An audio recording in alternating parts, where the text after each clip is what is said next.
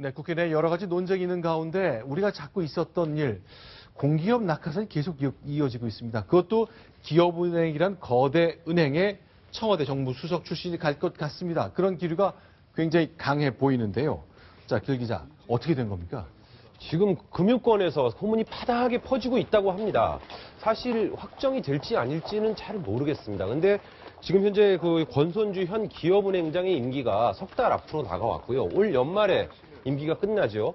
그 자리를 누가 갈 것인가 초미의 관심사인데요. 네. 현기환 수석은 아시다시피 국회의원이기도 하고 청와대 정무수석을 지냈지만 그 이전에 주택은행에 근무한 경력이 있습니다. 그리고 주택은행 노조위원장을 지냈고요. 그 이후에 네. 이제 정치권에 입문해서 줄곧 정치인으로 살아온 분입니다.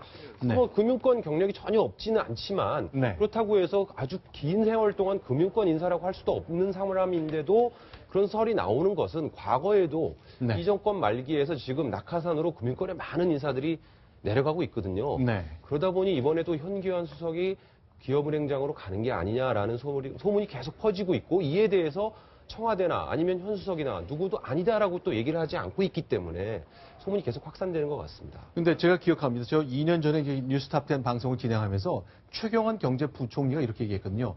공기업을 상대로 얘기했죠. 잔치는 끝났다. 그 당시 동아일보가 사설 쓴 거 보니까 잔치는 아니죠. 친박 인사 주변 사람들이 공기업 날라간 그 잔치는 끝나지 않은 것 같다라는 지적을 했었거든요. 이 잔치가 아직도 이어지는 것 같습니다. 만약 이게 성사가 된다면요. 현기환 수석이 이제 청와대 정무수석 시절에 총선 패배에 대한 책임을 지는 형식으로 물러났는데 굉장히 좋은 공기업 자리가 나올 것 같이 보이네요. 예, 그렇습니다. 사실 뭐 낙하산 인사가 뭐 긍정적인 측면도 있습니다, 사실. 왜냐하면 어떻게 보면 대통령의 어떤 그 정치 철학이나 국정 가치를 공유하는 사람들이 어떤 국영기업이나 공기업에 가서 어떤 대통령의 어떤 국정을 뒷받침한다는 그 큰 틀 자체는 저는 뭐 큰 문제는 없다고 보는데 네. 문제 사실 낙하산도 낙하산 나름 아니겠습니까? 네. 청와대 경제수석도 아니고 정무수석이 은행, 시중은행의 어떤 그 은행장으로 내려간다고 만약에 하게 되면 이건 사실은 네. 아까 길 기자께서 말씀하셨지만 주택은행 출신이기도 하지만 저 은행을 어떤 CEO를 맡아서 은행을 유지할 만큼 금융에 대한 전문적인 식견이 있느냐 여기에 대해서는 퀘스천 마크가 붙을 수밖에 없거든요. 그렇기 때문에 굉장히 부적절한 낙하산이 될 수도 있는 것이고 이 정부에서 내려보낸 낙하산 중에서 저는 가장 최악의 낙하산은 홍기택 낙하산이라고 봅니다. 네. 산업은행장과 AIB 부총재까지 하면서 각종 어떤 무리를 현재까지 일으키고 있지 않습니까? 인수위원 시절에 네. 홍기택 전 부총재죠. 그렇죠. 지금 뭐 프랑스에는 이제 미국에는 이제 알 수도 없고요. 저 홍기택 저 당시 교수가 그 산업은행 총재를 내려갈 때부터 과연 전문성이 있느냐라는 얘기들이 많았는데 결국 문제가 발생된 것이고 만약에 현기환 정무수석이 저 은행장으로 낙하산 내려간다고 하게 되면 저는 제 개인적인 순위로는 최악의 낙하산 1위에 현기환 정무수석을 저는 올려놓을 겁니다. 일단 아직 청와대는 이런 방법 발표한 적도 없습니다. 다만 설이 돈다는 건데요. 기사화가 반복적으로 나올 정도로 누군가 지속적으로 그 얘기를 좀 흘리는 것 아닌가 싶습니다. 자, 그런데 국회에서 이러니까 질문이 안 나올 수가 없죠. 기업은행장 관련된 낙하산 설과 관련된 질문이 어제 국회에서 다시 한번 나왔습니다. 소개합니다.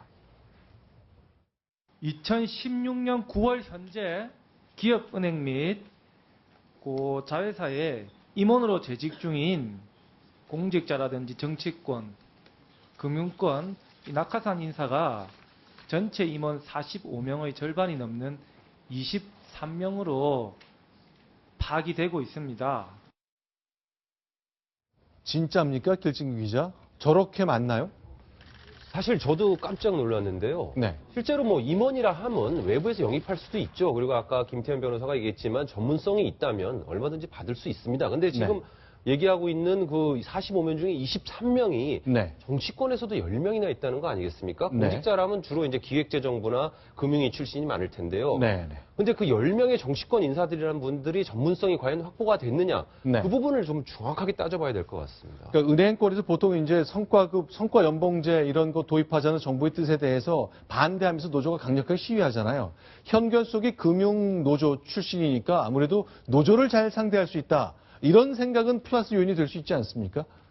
뭐 그렇기는 한데 뭐 노조를 상대하는 것들 그 뭐 주택은행 노조위원장을 하시고 한국노총에까지 있었기 때문에 노조의 전문가이기 때문에 그 IBK 기업은행의 노조와 상대를 하는 것도 CEO의 뭐 중요한 업무와 능력과 성과 중에 하나일 겁니다. 하지만 그것보다 더 중요한 게 금융에 대한 전문적인 식견 아니겠습니까? 노조를 상대하는 노무 담당 임원은 따로 전문가를 왔다 앉히면 됩니다. 네. 그렇게 하고 CEO는 전반, 조직 전반, 금융 전반에 아우를 수 있는 능력이 있어야 되는데 과연 청와대 정무수석 하신 분이 그 능력이 있을까? 네. 저는 의문입니다.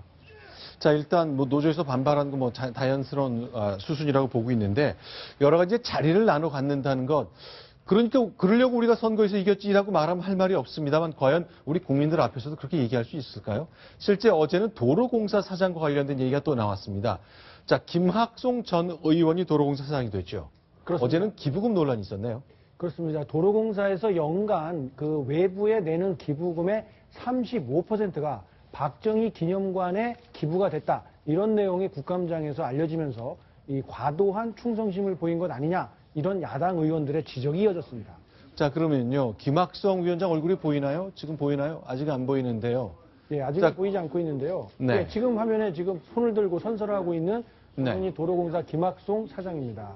자, 그런데 일단 올해 기부금 액수가 공사 규모에 비해서 올 8개월 동안 2억 2천만 원이니까 액수는 좀 많지는 않네요. 그렇습니다. 뭐 어떻게 보기에 따라서 그렇습니다만 공기업에서 기부를 하는 금액으로만 보면 그렇게 많지는 않은데요. 가장 많은 금액은 1억 2천만 원을 태양광 사업, 전기료 지원하는 데 기부를 했다고 하고요. 그 다음으로 많은 액수가 바로 8천만 원, 박정희 대통령 기념재단의 총 기부금의 35%에 이르는 금액을 냈다. 그렇기 때문에 친박 인사로 분류되는 김 사장이 대통령에게 잘 보이기 위해서 박정희 전 대통령 쪽 기념재단에 이런 거액을 기부한 것 아니냐. 이런 지적들을 하는 겁니다. 자, 그럼 여러분의 판단을 좀 구해보겠습니다. 8천만 원을 도로공사가 박정희 기념사업회에 돈을 냈거든요. 어디에 썼을까요? 직접 김학송 사장이 설명합니다. 여러분이 이쯤이면 쓸만했겠다. 이름은 좀 문제다. 판단해 주시기 바랍니다. 일단 그 장면 소개하겠습니다. 거기에서 요청이 있었습니까? 박정희 대통령 기념 도서관에 입구에 가보시면은 오시는 내방객들을 위해서 경부고속도로 개통식 그 기념대를 만들어 놨습니다. 이것이 사실 개통할 당시하고는 완전히 틀린 내용을 만들어 놨기 때문에 그것을 개소하는 비용이 약 6천만 원 정도가 들었습니다. 그 부분은 저희들 도로공사와 직접적으로 관련된 사업 부분이기 때문에 사실을 기인해서 고쳐달라고 저희들이 요구를 했습니다. 뭐 김학송 사장의 이 해명을 들어보면 네. 우리 공사와 직접 관련이 있었기 때문에 우리가 직접 요청했다. 일견 뭐 수긍이 가는 내용입니다. 더군다나 가장 많은 기부 금액을 차지하고 있었던 부분은 공익 그 사회복지법인에다가 1억 2천만 원의 그 전기료 태양광 발전과 관련된 전기료 지원 사업에다가 냈기 때문에 네. 어느 정도 수긍이 갈 수 있는 대목입니다. 다만 자신의 정치적인 행보와 관련이 있다 보니까 네. 야당 의원들의 지적을 피할 길은 없었던 것으로 보이고요. 김학송 사장이 해명한 것처럼 공사와 관련된 기념 어떤 그 조형물이 뭔가 오류가 있고 잘못된 것이 있어서 그걸 바로잡기 위해서는 우리가 돈을 좀 내서 고쳐주세요. 이렇게 부탁을 했다라고 밝히는 걸 보면 일견 좀 수긍할 수 있는 대목은 있지 않나 생각이 듭니다. 자, 이제 작년 국감에도 도로공사 김학송 사장은 역시 명함 한 장이 좀 논란이 돼서 그 중심에 서기도 했습니다. 작년 국정감사 장면으로 잠시 돌아가 보겠습니다. 명함에 쓴 글씨체에 대한 얘기입니다. 보겠습니다. 도로공사가 보면은 명함조차 지금 쓰고 있는 명함이에요. 누구 글씨입니까? 박정희 전 대통령님의 서체로 알고 있습니다. 어디서 구한 글씨입니까? 저 글씨가. 박정희 대통령께서 직접 써주신 한국도로공사 현판입니다. 근데 언제부터 저 명함을 쓰기 시작했어요? 는- 사장께서 오신 다음에 그랬죠? 저 예, 명함. 저 명함을 바꾼 것은 제가 와서 바꾸었습니다. 저희들이 조국 근대화에 기여한 뜻을 받들어서 쓰고 있습니다.